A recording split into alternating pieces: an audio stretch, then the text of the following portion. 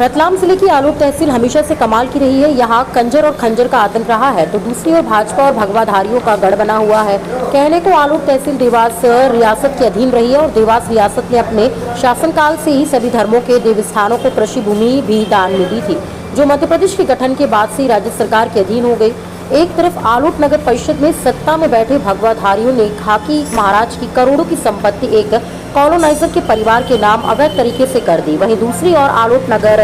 में राम स्थल मंदिर की कई बीघा कृषि भूमि है और इसकी भूमि पर कई वर्षों से धीरे धीरे कॉलोनी विकसित हो गई है। तो यह काम बिना नगर परिषद और तहसीलदार और पटवारी की मिलीभगत के संभव नहीं हो सकता। बताया जाता है कि कुछ माह पूर्व एक प्लान पर कब्जे के लिए कुछ लोगों में झगड़े भी हो चुके हैं, जहां आलोट तहसीलदार सोनम भगत ने जाकर मौका देखा और कुछ मकान वालों से पूछताछ करने पर पता चला कि जहां आलोट प्लान पर कब्जे की लड़ाई हो रही है वो शासकीय मंदिर की कृषि भूमि है और कलेक्टर प्रबंधक रिकॉर्ड दर्ज है उस पर खाली एग्रीमेंट पर ही प्लॉट बेचे जा रहे हैं और बिना किसी सक्षम अधिकारी और अनुमति के मकान भी खड़े हो गए।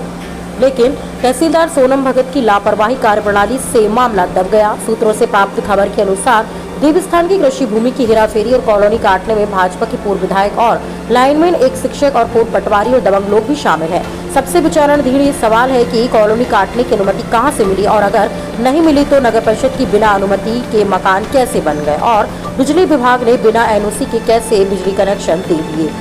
वहीं जमीन के इस खेल में बड़े बड़े धुरंधर पर्दे के पीछे शामिल हैं और सबसे बड़ी शर्मिंदगी की बात है कि भगवान की कृषि भूमि को हेराफेरी करने वाले वो लोग हैं जो हाथ में भगवा झंडा उठाकर चलते संघ के पथ संचलन में ऐसे आगे आगे चलते हैं जैसे पूरे हिंदू समाज का ठेका इन्हीं के पास है।